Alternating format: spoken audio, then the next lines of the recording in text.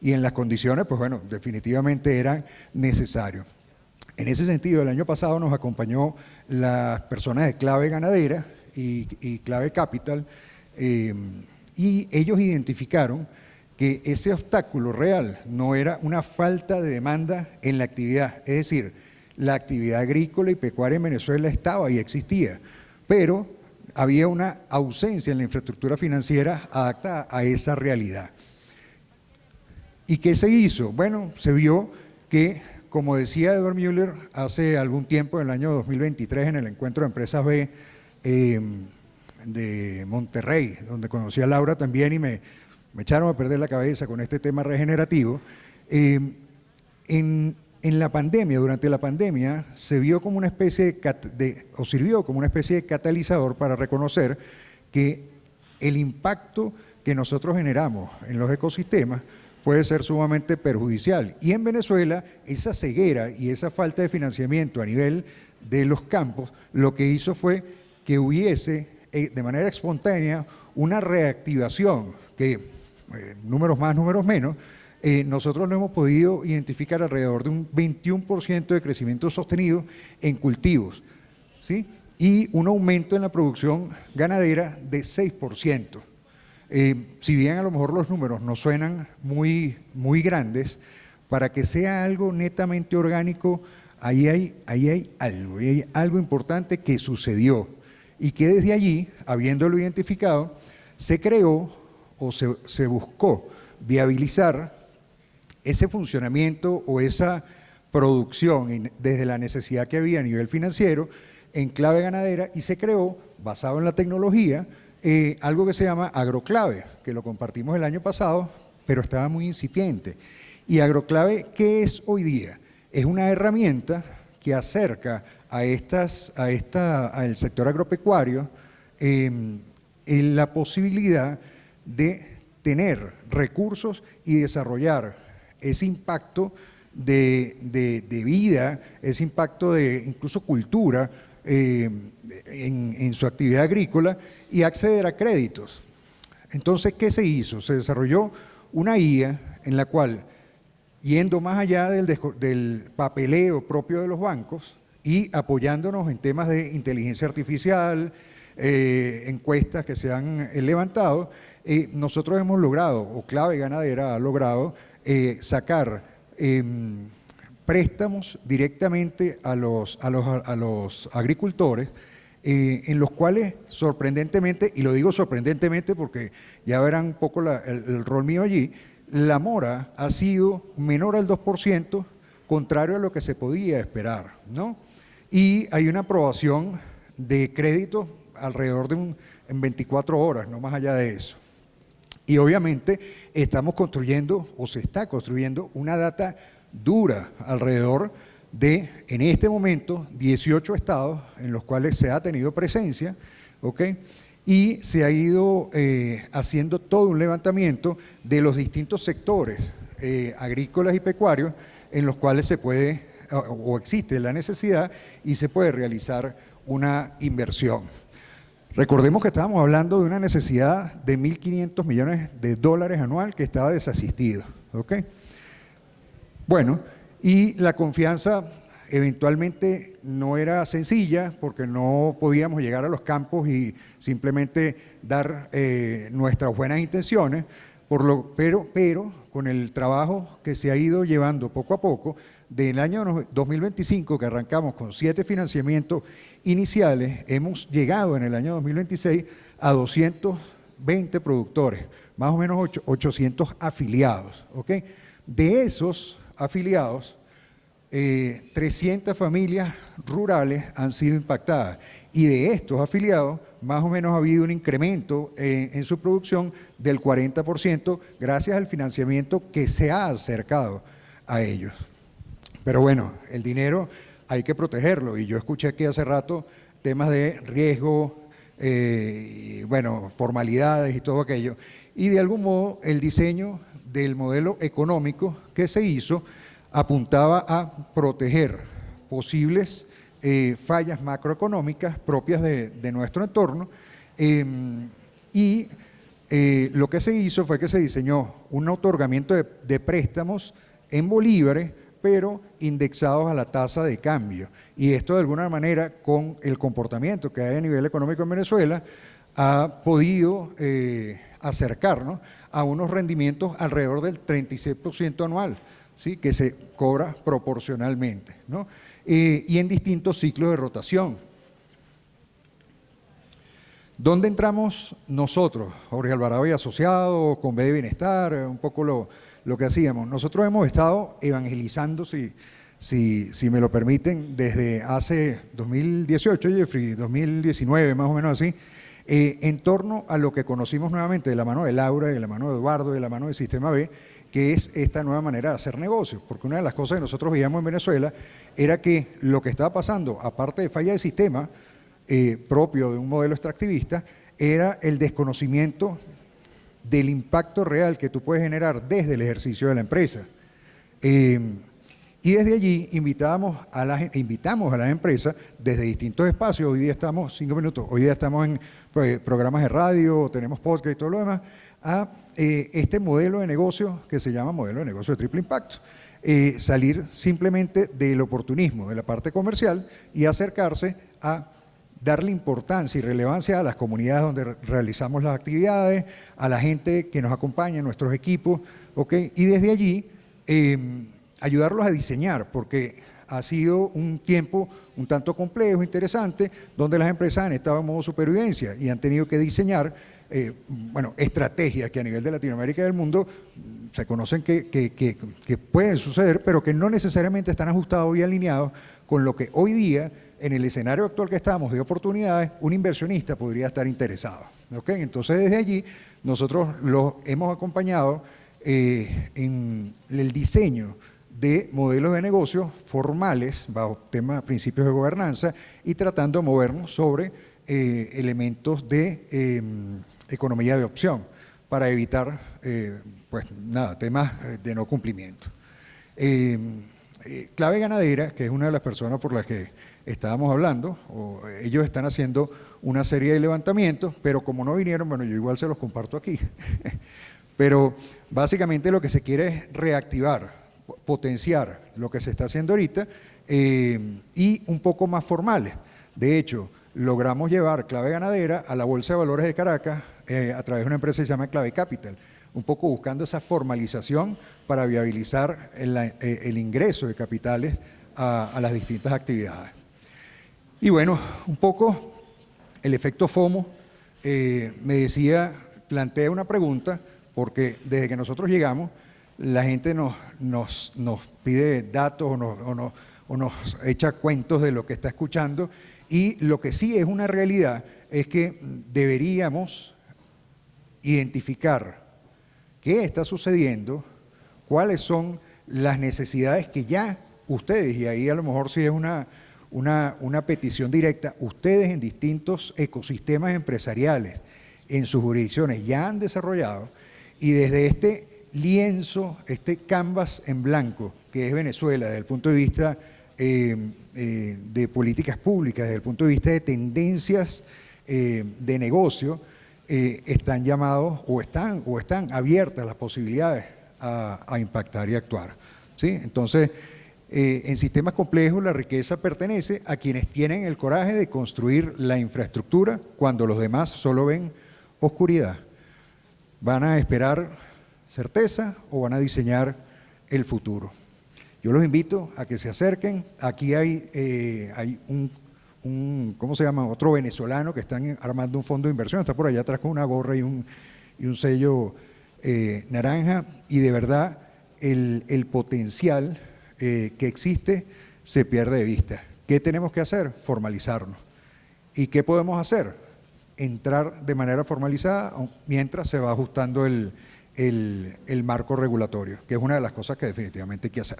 Entonces, bueno, hagamos negocios regenerativos y por allá los esperamos. Muchísimas gracias.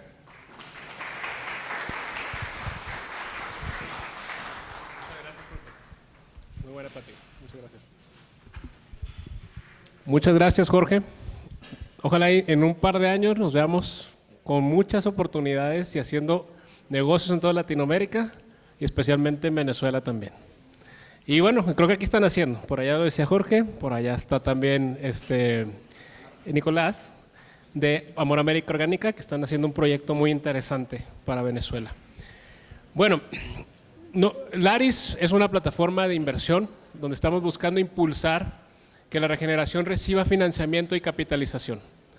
Pero no podría existir este esfuerzo si no hubiera habido antes un trabajo ecosistémico, cooperativo y de desarrollo de lo que es la regeneración en nuestro continente. Eso fue el trabajo que hizo el Consorcio de Negocios Alimentarios Regenerativos, el NAR. Gracias al esfuerzo del NAR, ya que hoy existe Laris. Entonces me da muchísimo gusto en este momento presentar el espacio para el Consorcio de Negocios Alimentarios Regenerativos, liderado por Pablo Valiente y Tomás de Lara. Y nos vamos a ir acercando a los demás colegas ahorita. Adelante. Pues gracias, Toño. Muy buenas tardes a todas y todos. Soy Tomás de Lara, brasileño, y vengo aquí con un portuñol, así que es el idioma híbrido que nos junta ahí en América Latina, así que feliz de hablar ese idioma. Bueno, hoy fue un día de mucho contenido, mucha inspiración, así que les invito, si os parece, y los que puedan, para ponerse en pie un ratito, a ponerse, y que podamos poner la mano ahí en la parte más alta de la barriga, y para los que se sienten a gusto, puedan, cerrar los ojos y vamos a hacer ahí juntos 3 respiraciones profundas para retomar la energía y también llegar a este espacio de conversación más tranquilos. Entonces, respirando profundo por la nariz y soltando despacio por la boca. Inspira por la nariz, me voy acalmando y suelto por la boca, voy relajando. Una vez más, inspiro por la nariz y suelto despacio por la boca. Así que pueden abrir los ojos. Para los que quieren hacer cualquier movimiento de estirarse, puede ser el suelo así, un poquito así. Si ya no se levanta. Bueno, como sea. Un poquito para adelante, así. Abre el pecho. Mueve la cadera también. Sí, lo que quieren. Entonces también hay este yoga, cuidado para no pegar el compañero, la compañera. Y eso. Solo así, los hombros, mira. Atrás, adelante. Muchas gracias por el ejercicio colectivo. Así que nada, bueno, acá estoy para presentarles este panel, para moderar el panel, que vamos a hablar sobre el consorcio NAR, el consorcio de los negocios alimentarios regenerativos. Es un consorcio formado, es un consorcio internacional, intersectorial, formado por una agencia de cooperación internacional, 5 fundaciones que trabajan activamente en distintos países, 2 universidades, una red interuniversitaria y una empresa B, que vamos a hablar aquí más.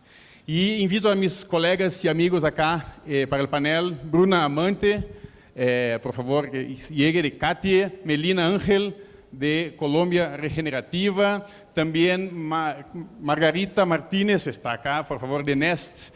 Bueno, Pablo Valiente, también de Avina, Max Yamauchi, de Agriculture Partners, y Toño de la Rosa, nuestro gran maestro acá, de SVX México, para que estén juntos con nosotros en el panel. No sé si abre un poquito, sí, abre un poquito para allá, para que se pueda mirar así. Vamos a ver algo, Jorge. Sí, yo me voy, ahí, gracias. Sí que nada, más que nada va a ser una conversación, porque también somos muy amigos y espero que sea relajada y tranquila para vosotros después de este día. Voy a pasar la palabra y el micrófono que ya está con Pablo, para que nos pueda contar un poquito del NAR y todo lo que se viene. Eso. Y nos falta Ricardo, ¿no? ¿Dónde está Ricardo? Ricardo Ford, que está acá y va a se Eh. juntar a nosotros en esta silla que te espera acá, por favor. Sí, vente. Sí, señor, Venga acá, por favor. venga acá. Hasta aquí tu silla. Yo voy a quedar acá la moderación. No cobramos entrada, pasa. Sí, man. Sí, porfa. Bueno, ya ven el clima que se generó en el consorcio, un clima de mucha amistad, mucha complicidad, mucho profesionalismo también. Nacimos cuando, lo contábamos creo que esta mañana, o ayer, ya no me acuerdo, de tanta cosa que se vive en el Laris, cuando nos convoca ITLC, Carolina, que también está por allá, Carolina, nuestra querida amiga, nos convoca a todas estas organizaciones para este desafío, ¿no? de coordinar una propuesta que impulse los negocios alimentarios regenerativos. El agribusiness, pero ya le vamos a contar por qué no hablamos tanto de agronegocios, sino de negocios alimentarios regenerativos. Y lo más rico de todo es que llevamos 5 años de trabajos y hoy fue la primera vez que estuvimos juntos. Recién sacamos una foto porque la primera vez que logramos coincidir presencialmente, o sea que se hizo un trabajo muy comprometido, pero sin presencialidad. Y tiene el valor de una anécdota, pero la verdad que es muy rico para nosotros. Creo que es un consorcio que tuvo en esta historia de 5 años y lo que va a seguir en el tiempo, tuvo una característica inicial muy interesante, que creo que es una característica propiamente regenerativa. No es una plataforma, no es un consorcio egocentrado, es realmente ecocentrado, centrado en la regeneración, en ese compromiso. Y fuimos trabajando un poco en estos 3 ejes que ven allí.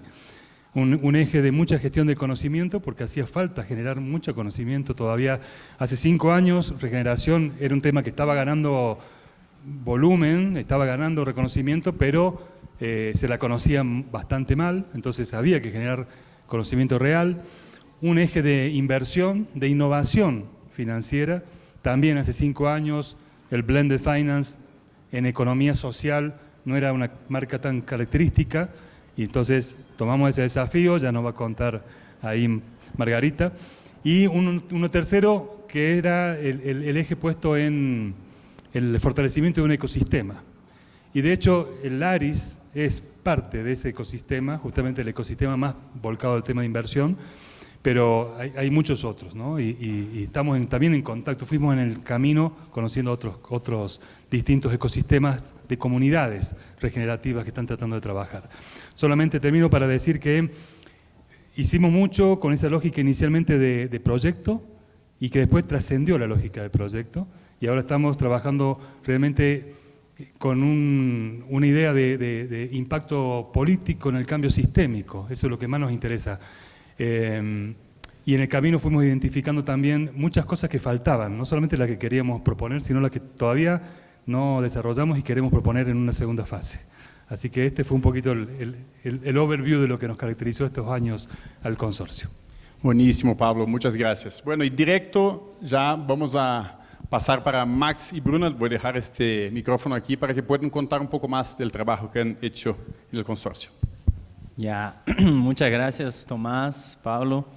Bueno, para que este conjunto, ese grupo de organizaciones pudiera empezar realmente a trabajar, operar en conjunto, la primera pregunta fue, ¿qué son los NAR? Entonces, ¿qué son los negocios alimentarios regenerativos? Y fue necesario todo un trabajo de alineación sobre eso. Entonces, ¿lo que son los NAR para nosotros? Pues básicamente los NAR son iniciativas que van a priorizar, que tienen el centro, ¿no?, del enfoque empresarial la naturaleza. Tienen el centro del enfoque empresarial de la producción de alimentos la naturaleza y los procesos ecológicos. Entonces, cuando hablamos de NAR, realmente esos negocios tienen un entendimiento que son parte de un sistema mayor, de un ecosistema, entiende que son dependientes, interdependientes de esos mismos, y que al final eso en la práctica se traduce realmente que son negocios que trabajan también con acciones de conservación, de restauración y de fortalecimientos de los procesos ecológicos como una manera central de su quehacer, de su propósito, de su propuesta de valor, ¿no? Pero eso sin dejar también de lado, y creo que ahí traímos mucho de una visión latinoamericana, ¿verdad?, que es traer esa perspectiva holística, integral también de la importancia de la parte social, ¿verdad? Entonces, los NAR también tienen ese objetivo intrínseco de garantizar la equidad, la justicia sociocultural y también obviamente la prosperidad económica, pues para toda la cadena, para todo el territorio, ¿no? Entonces, bueno, puede parecer fácil, ¿verdad? A Tomás y Pablo, cómo crear esas dos líneas, pero mucho trabajo estuvo por detrás de llegar a ese entendimiento común que partió de todo un enfoque de análisis global y también regional, de entender qué es la agricultura regenerativa, qué es lo negocio, qué es lo regenerativo. Entonces analizamos, sistematizamos pues material académico, científico, practicantes, ¿verdad? Y bajamos eso a discusiones, a reflexiones con gente que está metida en eso, ¿verdad? Entonces realmente organizamos esa sistematización, discutimos con un montón de gente que ha estado realmente entendiendo cuál es la diferencia de regenerativo para sostenible, para orgánico, agroecológico, ¿verdad? Y finalmente, pues aterrizamos esto en un entendimiento también que se traduce en un conjunto de principios, ¿verdad?, que tienen que ver con el eje, obviamente, esa centralidad de la naturaleza, pero también en la parte izquierda todo ese aspecto sociocultural, económico, dentro de una perspectiva integral, holística, y que tiene horizontes en diferentes niveles, escalas, desde el individual, finca, hasta paisaje, bioregión. Pero, Bruna, quizás... Bueno, con base en ese punto de partida y ese proceso, esa práctica súper juiciosa de trabajar, entender los atributos colectivamente, o sea, nos dimos el disfrute de realmente ponernos a discutir, cosa rara en un proyecto hoy en día, ¿no?, de darse esa profundidad. Y esa base nos permitió dar el siguiente paso, que fue justamente hacer un mapeo, una caracterización y tipologización de negocios, ¿cierto? Y en este proceso logramos mapear 181 negocios con potencial, enfoque regenerativo, cooperativas, asociaciones, pequeñas, grandes, medianas empresas de diferentes tipos, pero también ahí, en el momento que mapeábamos negocios, también identificamos actores de apoyo directo a esos negocios, ¿no? O sea, ONGs, fundaciones, gobiernos, inversionistas que trabajan que impactan directamente con ese objetivo regenerativo, pero también con una idea indirecta también, que también apoya esos atributos, ¿verdad? Y de esos 181 negocios logramos entrevistar 55 de ellos, ¿verdad? Y de estos 55 logramos entender una serie de factores, algunos de ellos que traigo acá, por ejemplo, qué motivación tenían para hacer la transición. Entonces identificamos negocios que hablaban de restaurar tierras degradadas, entonces su objetivo central al crearse era realmente comprar al máximo de tierras degradadas y ponerse a restaurar todas esas tierras, ¿no? También estaban negocios que buscaban reparar administraciones familiares previas, o sea, de familias que llevaban un enfoque degenerativo en sus fincas y finalmente los hijos, los nietos los hijos nietas también empezaron a trabajar un proceso diferenciado para recuperar esas tierras. Y también motivación relacionada a reconectarse con el propósito, ¿verdad? Negocios que venían desde un enfoque degenerativo, que se dieron cuenta de que no estaba funcionando por diferentes razones y finalmente conocieron el enfoque regenerativo y empezaron a trabajar eso. Tanto negocios agro como también negocios recolectores de comunidades autóctonas que muchas veces estaban extrayendo de manera que no percibían que estaban dañando, pero realmente volvieron a reconectarse con lo que hacían sus ancestros. Entonces, muy interesante también esos negocios. Y también negocios que estaban conectados desde su esencia ya. También comunidades autóctonas que desde siempre trabajan con ese enfoque y también otros negocios que surgieron en ese contexto. Bueno, además de motivación, en la narrativa también tratamos de identificar prácticas socioambientales, tipos de productos, negocios, modelos de gobernanza, histórico del suelo, de entre otras informaciones en esas entrevistas, ¿no? Entonces, eso sirvió de insumo base para que pudiéramos hacer tipologización de negocios y finalmente filtrar qué 15 casos nos gustaría visitar para conocer y entender un poquito más a profundidad, porque las entrevistas se hicieron de manera virtual. Y en esas visitas conocimos realidades de la transición súper interesantes, entonces acá traigo algunas ideas de estrategias que estaban relacionadas a esas visitas, a esos casos, 15 casos visitados y algunos desafíos también que estaban relacionados a estos, ¿no? Entre las estrategias centrales y transversales que siempre veíamos, diversificar productos y producción era algo bastante clave, ¿no? Aunque muy desafiador, porque no estamos hablando de pensar el mercado de un solo producto, estamos hablando de pensar el mercado y toda la cadena de varios productos, ¿no? Entonces, muchos utilizaban esa estrategia y les funcionaba en el retorno económico y también en los servicios ecosistémicos. También hablamos de aprovechar potencial de especies nativas. Muchos negocios se daban cuenta de que realmente las especies nativas eran un agente clave en potenciar los negocios que ellos tenían, ¿no? De sus sistemas. Manejar la regeneración natural, entonces trabajar con toda la vida que pulsaba en esos sistemas, ¿verdad? Árboles nativas que crecían, que pudieran utilizar, árboles frutales que pudieran utilizar y que antes se sacaba. Y estar presente y fortalecer diferentes eslabones de la cadena. Entonces estamos hablando de negocios que empezaron a diversificar dentro de su negocio, como no solo producir, pero también transformar, comercializar, y otros negocios que además de que a pesar de ser solo productores o solo transformadores, apoyaban también a otros negocios en otras partes de la cadena para fortalecerse, ¿no? Y en los desafíos estaban transversales. Uno es el tema de mano de obra, ¿no? Cuando hablo de mano de obra, estoy hablando de mano de obra capacitada para trabajar con diversidad. O sea, quien es productor y productora acá sabe cómo es difícil trabajar con diversidad, o sea, no entender solo de una especie, sino de varias especies e intentar que esas especies sobrevivan de manera productiva en un sistema. Entonces, no tenemos en las universidades técnicos, agrónomos suficientes que entiendan cómo manejar el enfoque regenerativo en la práctica. Entonces, estamos hablando de una debilidad de mano de obra técnica que pueda trabajar. Ni que hablar de los técnicos extensionistas, ¿verdad? Que trabajan directamente con productores a la hora de intercambiar ese conocimiento también, hay esa debilidad. Y de técnicos que trabajan directamente en la tierra también, personas que trabajan en el campo junto con esos negocios, que también no necesariamente saben implementar prácticas vinculadas al enfoque regenerativo. Y ni que hablar del precio de mano de obra. Entonces, eso era uno de los principales desafíos de todos, y que también desafía mucho el tema de inversión y cómo eso va a durar a largo plazo, porque es un problema muy grande que está surgiendo.